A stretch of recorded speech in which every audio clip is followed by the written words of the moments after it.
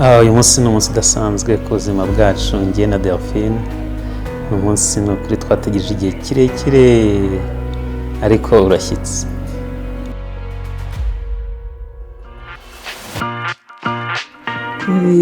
Umugabo mwiza nasengeye nifuzaga, narashima ko yakunze.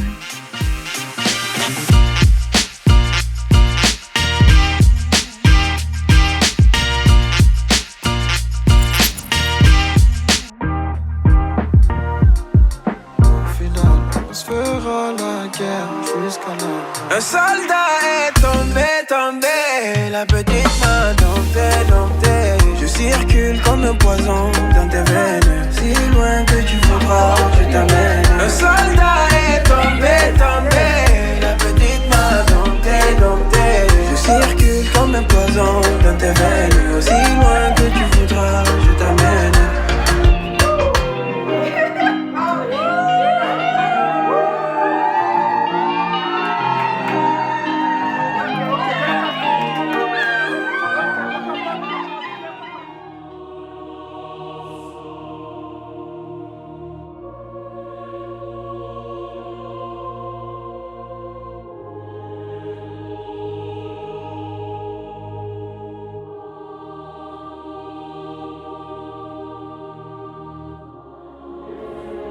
Brothers and sisters, you have come together in the house of the church, so that in the presence of a church's minister and the community, namely your family and your friends, your intention to enter into marriage may be strengthened by the Lord with a sacred seal. Christ abundantly blesses the love that binds you, and through a special sacrament he wishes to enrich and strengthen you, that he has already consecrated you in baptism, so that you may be faithful to each other forever and assume the responsibilities of married life.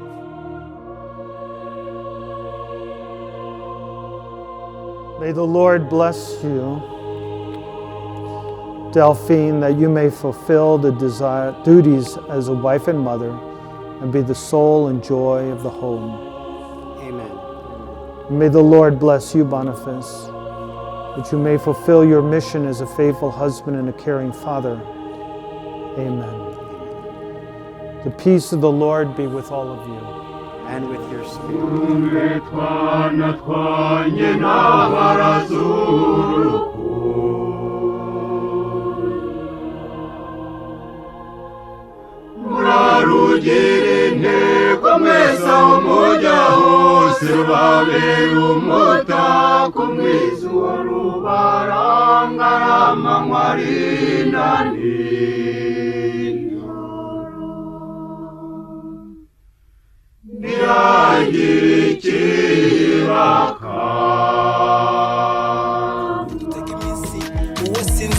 Azaba yabitewe n'ubusinzi acaho nk'abafungirana binjiye badakomaze nk'abakingirana ishuri zirasimburana gusa ubu natoye ibyanjye sinyihinduranya acaho nk'abafungirana binjiye badakomanze ndabakingirana ishuri zirasimburana gusa ubu natoye ibyanjye sinyihinduranya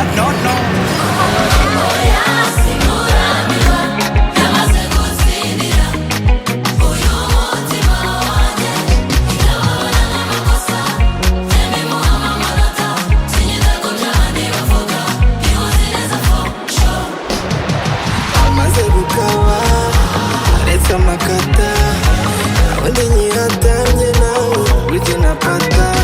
Ebe maze gukawa, etsa makata, wende nyihatamye nawe ujina pata. Ujya unankanga nje uburyo ukatira abandi ni wowe nari narabuze pe sye kuki nakumenye mbere nanjye nzaharanira kuteta kuko kunuseka mba mbona biceka nuko kenshi nanabiceceka nk'ubwije ukuri sinjya naboheka acaho nk'abafungirana binjiye badakomaze nk'abakingirana ishuri zirasimburana gusa ubu natoye ibyanjye sinyihinduranya